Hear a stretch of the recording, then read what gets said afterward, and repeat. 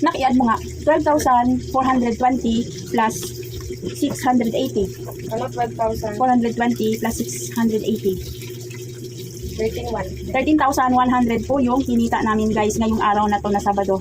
Yun minus 7,450. 7,450. Ayun, nagtototal sila. 5,650. 5,000. Ang kinita po namin guys is, ayun, 5,650. Okay na po yun guys kasi sahurang ko sila.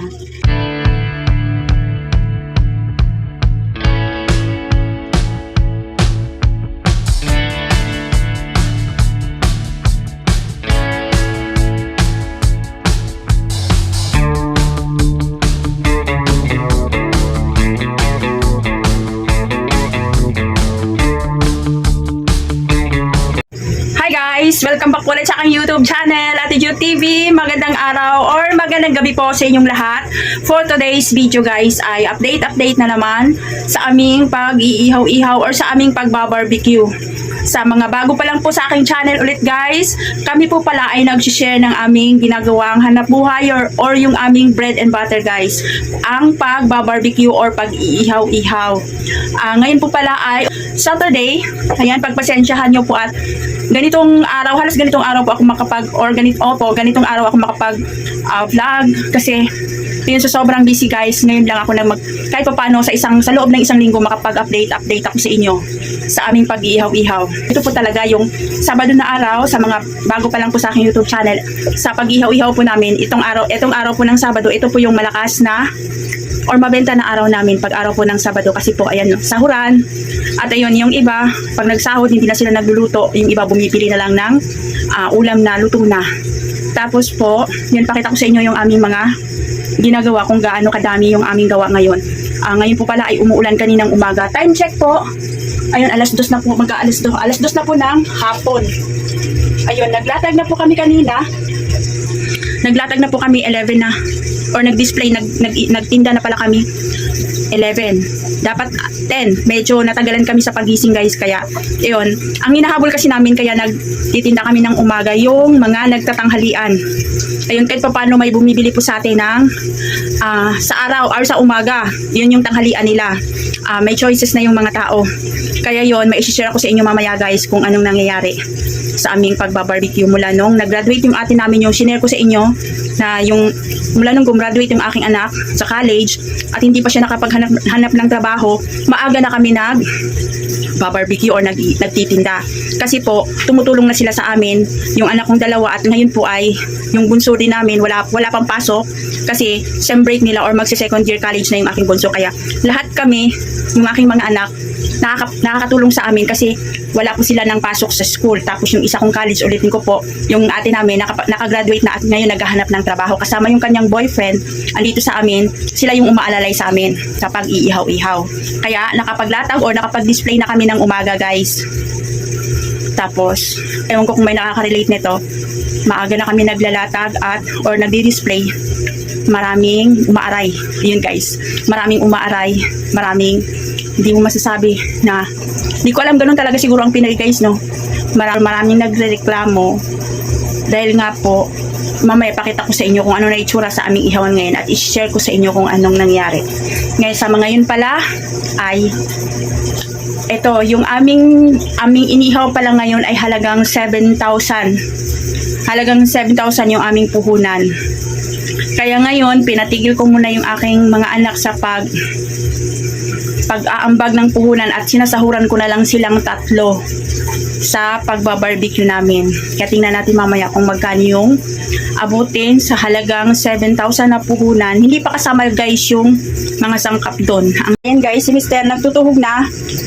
Nag-ano na pala kami doon ng 3 kilo. Inuna na namin para ma-display namin doon sa umaga yung 3 kilo. Ito yung ilang kilo to? 13 kilos guys. Ito yung ginagawa ni Mr. ngayon. Habang gumagawa kami dito, nagdi-display na po kami doon sa aming pwesto sa aming tindahan. Para kahit pa paano may income na tayo habang gumagawa. Ganyan po yung aming diskarte guys. Tapos ito naman yung aming isaw ng manok. May 3 kilo na po pala tayong na-display doon sa aming tindahan. Ito pa yung iba, iaakyat pa lang. Ito siya guys. Ito yung nagawa. gagawin pa lang na aming bunso. Tapos itong tenga, naka-display na rin kami nito. Nagawa ko na yung 2 kilo. Tapos ito po yung iba na gagawin pa natin guys. Ito yung sibuyas, nilalagay natin dyan. Yung mga pinag-anuhan ko. Dagdag lasa din yan. Tapos, yung dugo, may naiakyat na rin ako. Hi guys, ngayon ayun, samahan nyo ako, akyat tayo dun sa aming pwesto. Medyo mag-ano tayo kasi may sounds guys, baka makapiright tayo. Ngayon po, dala-dala ko yung aming nagawang isaw. Sa ilalim nito may laman po. Ito po yung itsura ng aming, ngayon guys, maulan. Ngayon guys, umaambon-ambon pa rin. Ngayon po yung, guys, andito na tayo sa aming pwesto or sa aming tindahan. Ngayon po, ito na po yung aming sitwasyon. Diba sa mga matagal nanonood po sa aking YouTube, sa aking channel, nakita nyo po, dalawa po dapat yung ihawan namin dito. Yun po, share ko sa inyo. Ito na yung, may bago tayong, ayan, may bulaklak na tayo ng baboy. Tapos yan, hindi po kami nagdi-display lahat para hindi po masira guys, kasi nilalagay muna namin sa freezer yung iba o sa ref para hindi siya masisira. Siya, nag-display lang tayo para makita ng ating mga customer kung ano yung ating mga paninda. Tapos, ito may mga free cook na yung ate namin. Baka eh. Ha? Gusto kanina po yan. Oo, nakapagbenta na sila guys. Check natin kung magkano na yung benta nila. Tapos, ayun dapat, dito meron kaming ihawan dito dapat. Inalis na namin, tinanggalan namin kasi guys may nagre-reklamo. Kaya inalis namin yung ihawan dito para matigil na rin po. Para wala nang gulo.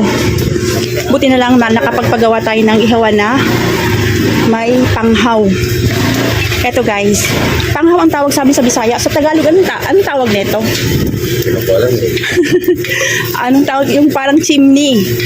Chimney sa English ba? Chimney? Chimenea.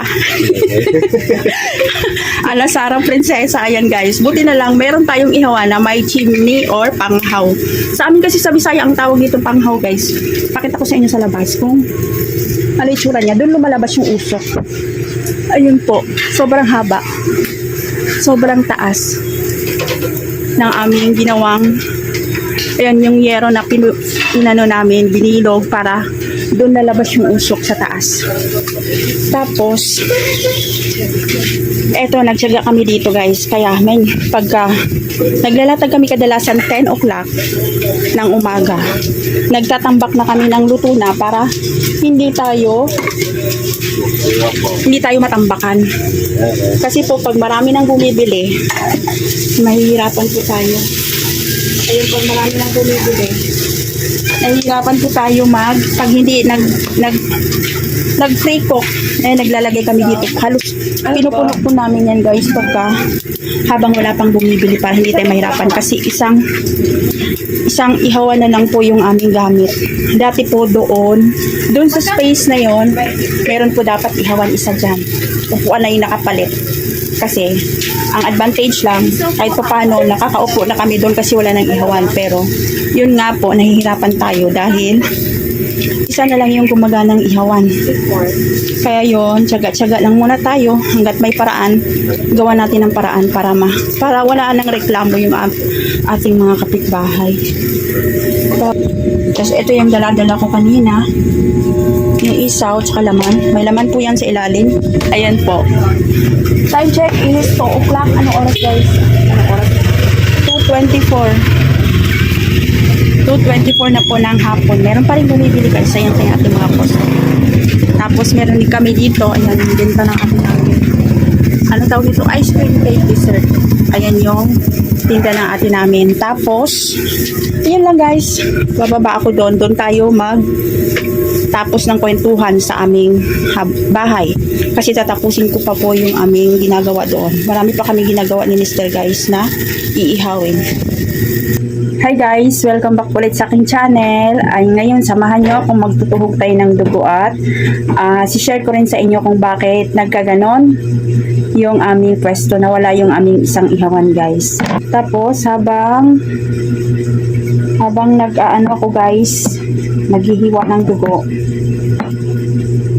Ito po palang dugo na to. Ito na yung pangalawang batch. Kumbaga pangalawang batch guys. Kasi kanina nakaluto na ako ng dalawang bloke. Dalawang ganito guys. Naiuna ko na. Kasi ganun po yung ginagawa ko guys. Pagka nagtitinda kami sa umaga. Dalawang ganito. Inuna ko na pagluto para mayroon tayong ma-display doon pag umaga. Sa mga nakasubaybay po sa aking video, sa aking channel at Tijo TV, yun guys, nakita nyo naman yung una kong mga video, siguro mga 2 videos, kasi once a week na ako ngayon nag-upload guys. Nakikita nyo doon sa aking mga video na iba, na dalawa yung ihawan na gamit natin, meron sa labas. Pero hindi ko lang na-share sa inyo, dati kaya nagpagawa kami ng chimney, or yung tawag sa amin sa Bisaya guys, yung ihawan na may labasan ng usok sa taas. Kasi nga po may nagrereklamo. Naintindihan din naman talaga namin yun, kasi nga syempre dikit-dikit na uusukan talaga. Kaso ngayon, nung nakapagawa kami ng chimney, kasi nga maliit lang po yung aming pwesto guys, tapos hindi pwedeng yung buong hilera na yun para namin yung aming ihawan, kasi sobrang init na kami sa loob pag ganun po ang aming gagawin, tapos maliit lang yung aming pwesto. Kaya kung ano po yung size ng ihawan namin na dati, na size 16 by 24 po yata, yun lang yung aming pinagawa ng chimney. Tapos meron kaming maliit, yung nakikita nyo sa labas, yun yung aming backup na ihawan, kasi po talagang kulang. Hindi kaya pagka yung isang ihawan lang yung aming gagamitin, lalo pa medyo mabagal yung may panghaw na ihawan, kasi ang inaasahan lang namin na magpapaypay sa kanya yung exhaust na doon sa taas, naghihigop. Hindi kami gumagamit ng electric fan or pamaypay, kasi pag papaypayan pa natin, nag-iikot yung usok sa loob pagka pinapaypayan, kaya hinahayaan lang namin yun. Pero sa ngayon guys, na may nagrereklamo, mula nung nag-umpisa yung mga anak ko na maglatag kami ng umaga or magtinda kami ng umaga guys, may nagreklamo na mausok nga. Syempre nung umpisa, kasi ang alam ng tao sa amin, naglalatag kami guys 4:30 to 5 o'clock ng hapon, kaya hindi nila alam na nagtitinda kami ng umaga. Kaya naman din nilalabas namin yung aming barbecue o yung aming isang ihawan namin na nasa labas, yun ang ginagamit namin para malaman ng tao na meron kami sa umaga, kasi makikita po nila yung usok. Tapos nakikita niyo naman guys, yung tumbok ng usok na yun sa court po dapat. Kaso lang may hangin, may nag-rotate yung hangin, may time talaga na pumupunta siya sa kapitbahay, pero hindi naman siya lagi. Ayun, meron kami kapitbahay guys na may hika daw or asthma, yung nagrereklamo. Kaya yun yung aming inaanuhan, pero yun lang yung nakakasama ng loob, hindi siya dumidirekta sa amin, nagsabi doon pa sa ibang tao. Yun yung guys, diba? Pero hayaan na natin, hinayaan ko na lang, at yun nga lang, gusto ko lang i-ano sa inyo, at siguro ganun talaga at maiano ko lang, kasi yung kapitbahay ko na yun, hindi ko siya napagbigyan ng time na yun. Nung nagreklamo siya guys, nag-day off kami noon, 3 days or 4 days bago siya nagreklamo, nanghiram na siya sa akin ng pera.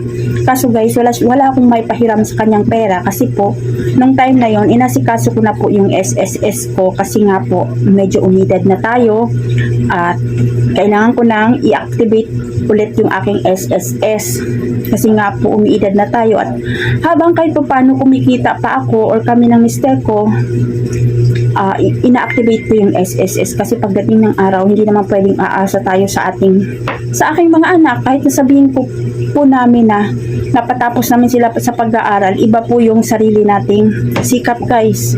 Hindi natin pwedeng asahan yung anak natin porket napatapos natin sila sa pag-aaral, aasa na tayo sa kanila. Hindi kami ganun guys, hindi. Kaya sinisecure ko rin kahit papano yung aking SSS. Si Mr. may SSS na guys, kaso mababa lang yung kanyang SSS, kaya dito ako sa akin bumabawi kahit papano habang kumikita pa. Kaya nung time na yon, napunta tayo sa SSS guys, no. Kaya nung time na yon, wala akong maipahiram sa kanya, kasi nga po kababayad ko lang yung day anong bago yon na nanghiram siya sa akin, nagbayad ako sa SSS namin, sa SSS ko, at saka enrollment din po ng aking college second year. Yung aking bunso mag-enrollment na, kaya nag-iipon din po ako guys. Kaya yun, hindi ko alam kung tapos mga ilang days, 3 days, ngayon narinig namin na nagreklamo na siya doon sa pinaka-presidente namin dito sa asosasyon, na nagreklamo na siya ng gano'n na usok daw. Ay ayun, medyo sumama lang yung loob ko, pero ganun talaga, ganun po talaga. Kasi kung makikita nyo naman the guys, at ang katwiran nila, kasi nga daw po na nagtitinda daw kami sa umaga, kaya yun mas lalo daw maano yung usok. Siguro nga ganun, pero hindi natin di ba guys, kung sa nakaka-relate dyan, pag maraming naaapektuhan din, marami ding kasi marami nagtitinda sa amin dito ng ulam, yung karinderya, may nagtitinda ng merienda. Yung mga tao sa amin kasi, yung aming barbecue, pwede tong ulam, pwede ring merienda. Kaya pagpasensya na po sa nasagasaan, ganun talaga. Kailangan nating mabuhay kanya-kanya naman tayo ng kumbaga, ayun, hindi naman sa ako. Kahit papano guys, dito po sa aming ihaw-ihaw, ito pwedeng pang merienda, pwedeng pang ulam.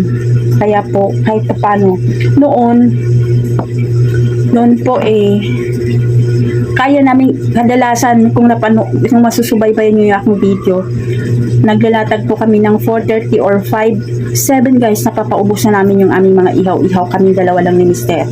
Kulang na kulang pa po. Kaya ngayon nung nandito na yung aking mga anak, sinasamantala namin, ayun po, napapaubos po namin yung 7,000 na puhunan.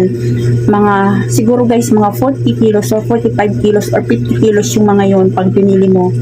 Pag pinagtitimbang mo yung mga yun, lahat ng mga na yun, napapaubos namin sa loob ng isang araw guys, lalo na ngayon Sabado. Kaya yun, hindi natin alam, ganun talaga, diba guys, ganun talaga. Pero ayun, hanggat may paraan para iwas gulo, para sumunod na rin tayo, tingnan natin kung meron pa silang marireklamo guys sa atin. Yun po talaga ang disadvantage lang sa pag-iihaw-ihaw, yung usok. Kaya nga, buti na lang talaga nakapagpagawa kami ng chimney. Pero din sa isang ihawan namin, kumbaga, iniiwasan namin na makapagpausok kami. Kaso lang may time talaga na hindi natin maiwasan pag nasalangan nyo ng taba, mausok siya. At yung hangin, lalo na pag nag-iba yung rotation ng hangin, mausok talaga siya. Kaya hanggat maaari, iniiwasan namin maglagay doon. Kaso lang, meron talagang nagrereklamo na gano'n. Kaya hindi natin maano. Ang kadalasan namin nilalagay dun sa isang ihawan na yun is isaw lang at saka dugo, kasi pag inihaw mo tong isaw at saka dugo guys, hindi siya mausok kasi hindi siya mataba. Ang iniwasan lang namin, isa lang doon yung tainga at saka yung laman na may taba sa dulo, yun yung mausok guys sa pag-ihaw-ihaw. At saka yung chicharon bulaklak, sobrang mausok, kaya doon namin siya nilalagay sa yung ihawan namin na may chimney or may panghaw. Basta yun, susunod na lang tayo para wala ng gulo. Yun po yung dahilan kung bakit, yun yung update sa aming ihawan guys, kung bakit isa na lang yung aming ginagamit na ihawan. Pinagtsatsagaan na lang namin guys, habang yung 1 to alauna ng hapon guys, hanggang alas 3 ng hapon, yun po yung patay na oras. Pero sa amin kahit papano guys, napansin namin lalo na pag linggo, hindi patay yung oras, marami pa rin bumibili. Kaya pag walang bumibili guys, tambak kami ng tambak doon sa aming tray na kulay red. Tinatambakan na lang namin ng tinatambakan, yung luto lang kami ng luto, para hindi tayo tatambakan din ng mga customer. Ayun, nung time na yun na nagreklamo, araw mismo na nagreklamo hapon, tinanggal na namin yung isang ihawan namin. Ang akala talaga namin, kami din na hindi namin mapapaubos kasi mabagal na yung aming pag-iihaw. Pero sa awa ng Diyos guys, hindi na ako nakapag-vlog guys, pero sa awa ng Diyos, ubos na ubos at simot na simot pa rin yung aming barbecue. Ayun, sobrang thank you Lord God, dahil yun, sobrang tinatangkilik pa rin yung aming mga barbecue, kahit medyo isa na lang yung aming ginagamit na ihawan. Yun lang po, sinishare ko lang po sa inyo. Ganun po talaga yung disadvantage pag nag-iihaw-ihaw guys. Kailangan yun, secure, kumbaga pag lalo na pag yung parang nakapag yung establish ka na ba, kumbaga establish ka na sa yung pag-ano, kailangan yun talaga yung sobra mong i-invest, yung mag-invest ka sa panghaw para walang magreklamo, magpagawa ka ng ihawan na sa taas lumalabas yung usok, hindi, ayun may langaw guys, sa taas lumalabas yung usok, hindi hindi makakaperwisyo sa kapitbahay. Kasi noon guys, wala pa kaming masyadong budget pa. At yung pwesto nga po, kung gustuin man namin makapagpagawa ng malawak na tanghaw, katulad ng mga malaking litsunan, hindi pa namin yung space guys, sobra ang sikip. Kaya yun, sa awa ng Diyos kung tingnan na lang natin. At least ngayon, kahit na may nagreklamo, meron pa rin tayong paraan para makapag-ihaw pa rin. Yun, bukod doon sa usok guys, yung mga stick, ayun, sasabihin ko sa inyo, pakita ko mamaya sa inyo kung ano po yung anong paraan namin para hindi makalat yung sticks. Meron kaming basurahan guys, mismo doon sa harap ng aming ihawan, malaking sako kung saan lagayan talaga ng mga kumakain ng barbecue, para doon po nila tapon yung sticks. Pero noon, pag may natusok na stick, kasi hindi natin talaga hindi naman natin hawak yung utak ng mga tao guys, di ba? Kaya mga Pinoy, hindi natin hawak yung mga utak ng ating mga customer. Yung iba, doon sa malayo-layo pa, sa unahan doon sila nagtatapon. May natusok na stick, yung kapitbahay namin dito, kami yung pinagbibintangan. Kasi nga daw yung stick ng aming barbecue. Yung sa katwiran namin guys, ang lawak po ng basurahan namin, yun sa amin pa rin ibibintang. Ganun talaga guys, no, yung Pinoy, ganun talaga, naghahanap talaga sila ng paraan para mapaalis ka o mareklamo ka, lalo pat hindi naman sa ako sa lalo pat nakikita nila na mabenta, ganun talaga ang kanilang ginagawa, naghahanap sila ng paraan. Kaya ngayon, bawat stick guys, kahit sa medyo malayo-layo, dinadampot ko yan, winawalis ko, para lang talaga wala nang maireklamo sila dahil sa stick may matusok, sa amin ibibintang, ganun. Yun po yung disadvantage lang, ganun talaga yung mga Pinoy, no? Kahit siguro hindi pag-ihaw-ihaw, pag nakikita nila, kumbaga nga, pag yung kanta, pag hitik ka sa bunga, babatuhin at babatuhin ka, yun nga yun. Pero ayun, dasal lang tayo guys, at alam naman natin sa sarili natin na wala tayong ginagawang masama. Yung Panginoon na po yung bahala. Yun lang po. Yun lang yung isa-suggest ko or ibibigay ko na tips sa mga nag-iihaw-ihaw, lalo na pag-establish na yung katulad sa atin na maliitan lang, hindi naman yung mga katulad yung mga malalaking ihawan dyan, mga malalaking litsunan ng manok. Doon sila na yun guys pero tayo yung parang nag-aano pa lang, yun, kung hanggat maaari, kung makapag-ipon-ipon na mag-invest tayo or mag-ano tayo ng panghaw tawag kasi sa amin dyan, or chimney or chimenea, yun yung gagawin para hindi tayo makapagperwisyo ng kapitbahay. Tapos yung sa mga stick, hindi ko na alam kung anong gagawin ko dun guys, basta yung pag inaano ako, yung sa mga malawak ang isip, na intindihan nila yun, pero yung mga tao, lalo na yung inggit kasi yung tao guys, diba, lalo na yun yung ididiin ka talaga, kahit alam naman nila na hindi mo na kasalanan yun, ididiin ka pa rin. Ganun talaga ang Pinoy guys, diba? Pero hayan, basta patuloy lang tayo na alam natin na sa tama tayo, at patuloy tayong magdasal, Panginoon ang bahala sa mga taong yan, at alam natin tayong magsikap lang tayo, na alam natin hindi tayo nakapag-apak ng kapwa. Ngayon may nagreklamo, sinunod namin yon. Hindi na kami gumamit ng ihawan na isa, at yung isa na lang pinagtsatsagaan namin. Pero minsan, hindi ko alam kung may magre-reklamo pa rin guys. Nakita nyo naman, sobrang taas na po. Ilang feet yon? 14 feet siguro mula sa bubong yung aming panghaw. Sobrang taas na. May time talaga na yung hangin, lalo na pag bumababa pa rin. Yun, kaya hindi ko alam kung magre-reklamo pa sila guys. Sobrang taas na yung aming panghaw na yun. Yung parang yero kasi yun guys, na flame sheet na ni-roll ng aking mister. Tapos yun yung pinatayo niya, ginawa namin panghaw. Yung masasabi kong tips sa mga nag-ihaw-ihaw, yun, ulitin ko, invest po natin yung, kailangan gawa natin siya ng sarado, or sa taas lalabas yung usok, kay yun talaga yung kadalasan na irereklamo ng mga tao na nasa paligid mo. Yun lang po guys, maraming salamat sa inyong panonood.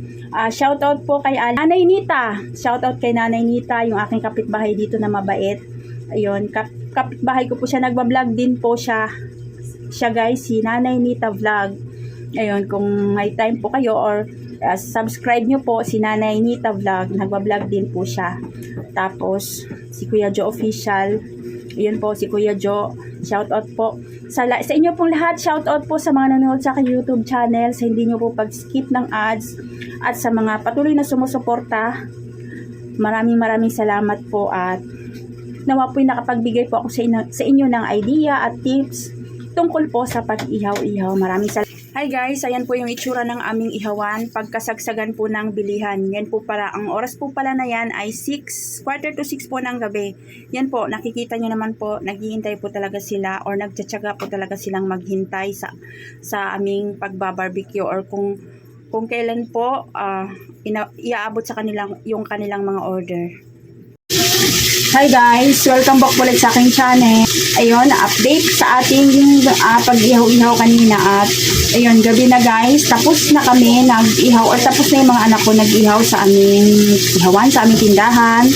Tapos yun, ipapakita ko po sa inyo at i-share ko sa inyo kung magkano po yung kinikita namin sa puhunan po na 7,450 lang pala guys. Tinotal namin ng anak ko ngayon ay kanina. Tapos ang puhunan lang po pala kabuuan ay 7,450. Tapos ito po yung aming kinita guys o yung benta nila.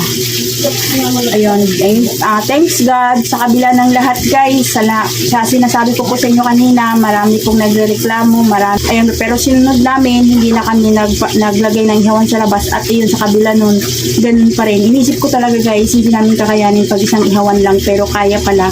Pero sobrang lantalang yung aking mga anak sa yung boyfriend ng ate namin.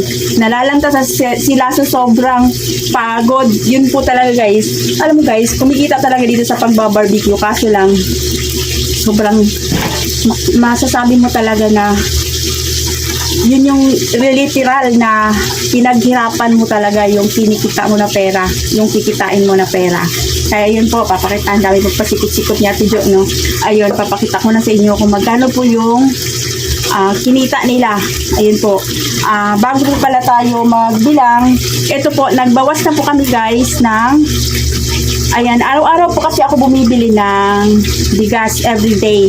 4 kilos everyday ang binibili ko na bigas guys. 180.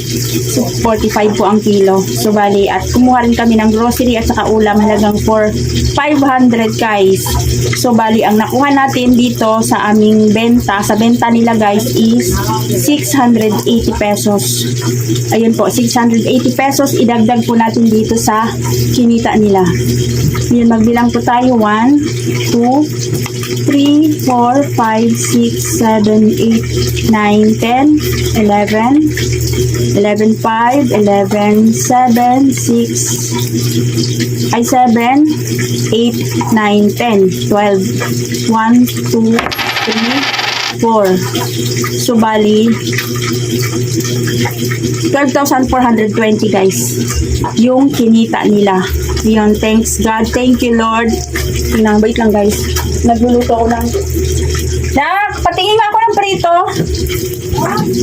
May pinirito ako na isda. Ayun, ngayon pa lang kami guys maghahapunan. Ayun, 12,420. Bawas na po dito yung kanilang merienda, yung binibili na cooking oil kasi everyday po bumibili kami ng 1.5 na cooking oil. 2 days po namin gamit yon. Tapos yung mga plastic, ayun po. Tapos merienda nila, yun. Bawas na dito. Kaya, i-add mo nga 12,420 plus 680. Ano, 12,000? 420 plus 680.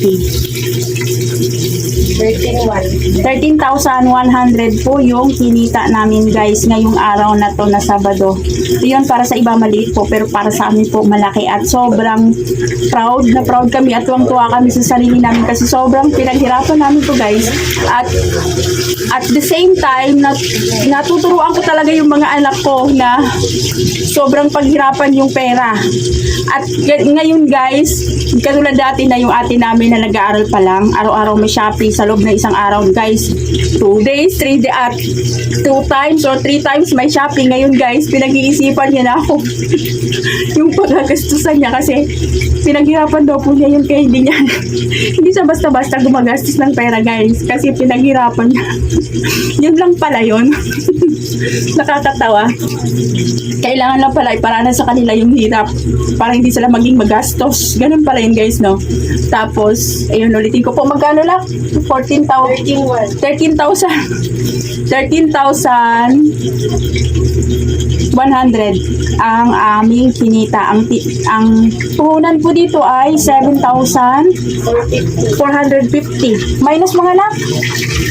Ngayon guys, hindi na po tayo katulad dati na kung ano po yung puhunan natin, yun din po yung tutubuin. Pero at least ito po, malaki na po ito guys sa amin, para sa amin. Kahit hindi tayo kumakalahati, at least malaki pa rin ito.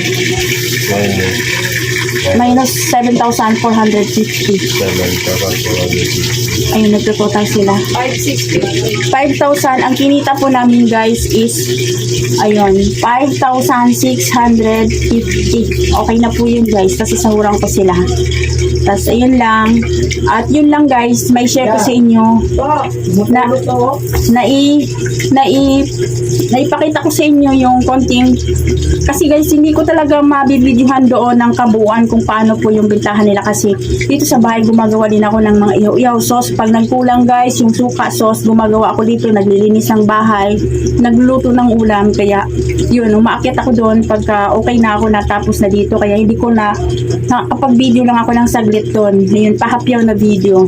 Yun, nakita nyo naman kahit paano pumipila pa rin ang tao at naghihintay talaga sila guys, na inintay talaga nila kahit matagal. Pinapaliwanag namin, alam nyo guys, kanina hindi ko lang talaga na video, pero kasi umaakyat ako doon minsan, wala akong dalang cellphone. Pag tinatanong nila, hinihingi namin ng pasensya, sinasabi namin pasensya na po, medyo matagal kasi isa lang yung ihawan. Nagtatanong sila na sana daw yung isang ihawan, sinabi po namin na may nagrereklamo kasi kaya inalis na namin yung isang ihawan. Yung iba guys, aling sagot? Yung sagot nila, ang tagal-tagal na raw namin, bakit ngayon daw nagrereklamo yung mga ibang tao. Hindi naman lahat nagrereklamo guys, meron lang talagang nagrereklamo na paisa-isa, dalawa, ganun. Pero para wala ng gulo, ayun, sumunod tayo sa batas. Ayun, sumunod tayo para wala ng gulo kasi alam niyo naman guys, naghanap talaga sila ng paraan. Ayun, kaya ngayon tingnan natin kung may paraan, may mahahanap pa ba sila na reklamo. Tapos yun, sawa ng Diyos, na-bless pa rin tayo kasi nga po ito, nakakabenta tayo ng ganitong halaga para sa amin guys. Malaki na po ito para sa amin. Kung para sa iba, maliit ito, para sa amin malaki na po ito at sobra po namin pinaghirapan sa pag-iihaw-ihaw lang. Tapos, ayun, sabi ng iba, bakit ngayon lang daw nagrereklamo? Kaya yung naghintay talaga sila kasi pinapaliwanag namin na pasensya na po kayo, hintay-hintay lang po, willing to wait po ba kayo? Kasi po, isa lang talaga yung ihawan namin. Sobra, yung iba ilang oras na 30 minutes. Ang tagal nag-ano talaga sila ng pasensya para maghintay. Kaya doon po namin nasusukat na hindi naman po sa pagyayabang guys, nasusukat namin na talagang gusto nila yung aming barbecue kasi kung hindi nila gusto, hindi sila maghintay ng ganong katagal. Yun lang po. At ayun, sasahunan ko yung aking mga anak. At yun, thank you Lord God. Kahit ang sarap kasi sa pakiramdam guys, yung pinaghirapan mo yung pera na kinikita mo. Ayun, alam naman po natin, lalo ngayon may issue tayo ngayon din, pero ayaw na natin makialam, may issue tayo ngayon na yun sa about sa hindi, yung issue ngayon ng ating gobyerno. Yung flood control, ayun. Natawa tuloy ako. Ayun, ngayon flood control, hindi na tayo makikisaw-saw dyan guys, pero parang noon ba, yun, yung iba sila, ang sarap ng buhay nila, pero hindi nila pinaghirapan yung pera. Kami guys, pinaghirapan talaga namin, sobra. Yung mga anak ko lantang-lanta, kaya yun, maganda rin yun, natuturuan talaga sila kung paano magsikap. Yun lang po, sa mga bago lang po sa aking YouTube channel, tinuturo ko po yung aming ginagawang ihaw-ihaw. Hindi po ako nagdadamot sa inyo guys. Sinishare ko po dyan sa aking YouTube channel. Check nyo po yung aking mga videos guys. Sinishare ko po lahat dyan, yung yung aking paggawa ng sauce, lahat po ng mga barbecue na tinitinda namin, yung aming suka, sinishare ko po dyan at nagbibigay din po ako ng tips kung paano po yung mga ihaw-ihaw namin na tumagal at hindi po, baka pag hindi po naubos, ayun, may tips po ako dyan guys. Check nyo lang po yung aking YouTube channel or kalkalin nyo na lang po dyan sa aking mga videos. Yun lang po, God bless po sa ating lahat and thank you for watching. Ayun yun po yung tips na binigay ko sa inyo. Ulitin ko po, pag nakapag-establish na po tayo ng pag-ihaw-ihaw guys, number 1 po natin i-invest guys yung ating chimney or panghaw para iwas reklamo na rin po tayo. Yun po yung maibibigay ko sa inyo na tips ngayon. Kaya ganun talaga guys. Sabi nga nila, kapag hitik sa bunga, pinupukol. Ayun, kaya yun, wala tayong magagawa. Sumunod na lang tayo at bahala na yung Panginoon. Basta't alam natin na wala tayong ginagawang masama at nagsikap tayo ng mabuti at ayun, sipag at tiyaga, yun lang po. Maraming salamat po. God bless po sa ating lahat and thank you for watching. Maraming salamat po ulit.